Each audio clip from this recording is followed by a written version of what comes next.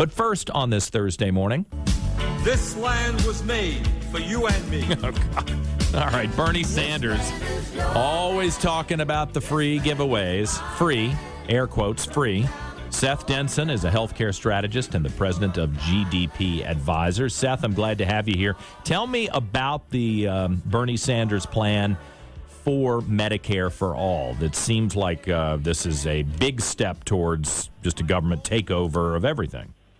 Well, it is, and good morning to you. Yeah. You know, this is one of those things as you sit there and look at it, eventually those of us that are, we'll say, have some economic wherewithal start scratching our head and go, boy, free everything might sound great, but you got to pay for it. Mm-hmm. You know, and even Senator Sanders' plan, which, by the way, he's put out some number saying it's going to cost $1.2 trillion each year.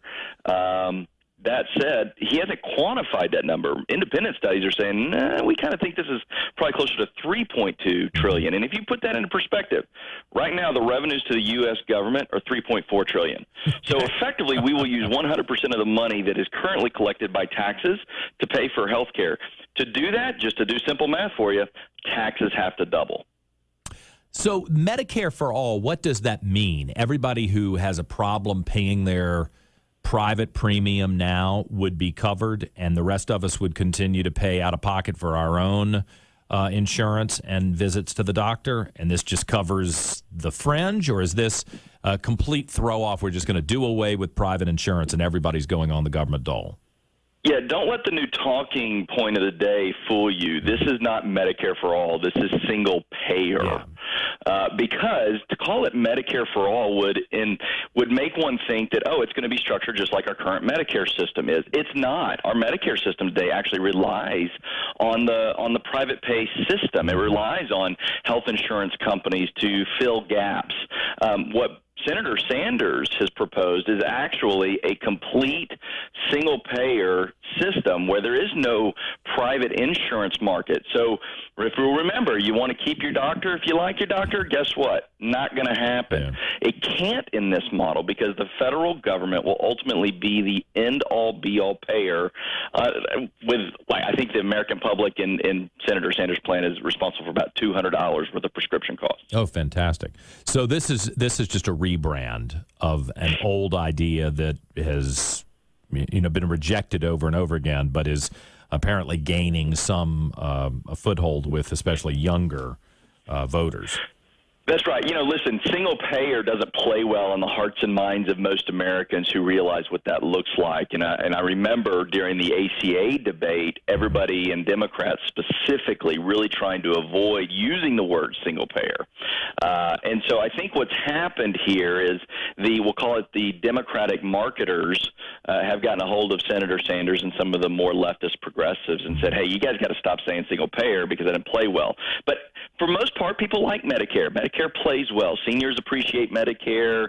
It allows them to oftentimes keep their same doctors. So why don't we just start saying Medicare for all? But if you actually start unbundling what this plan looks like, it looks nothing like Medicare. Yeah.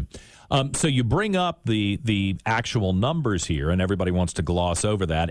A, they don't want to deal with it, or B, the numbers are so huge that they can't wrap their head around it. How would we pay for this if it went through?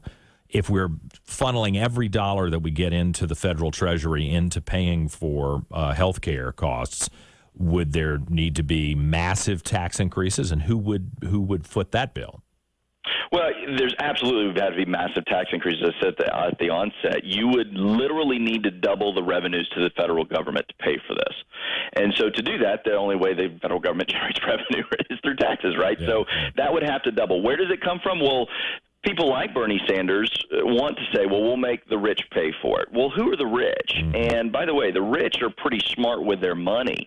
In the end, this impacts the middle class because a couple of key things to think about. One is the lost jobs.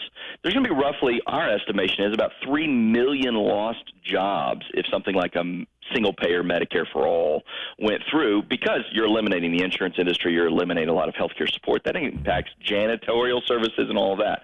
In addition, the loss of innovation. These companies that are out there innovating new medical products, those companies go under because there's not the revenue from the private pay system to offset their costs. And so this has a long trailer to it, and in the end, it's the middle class that will suffer from this. Yeah.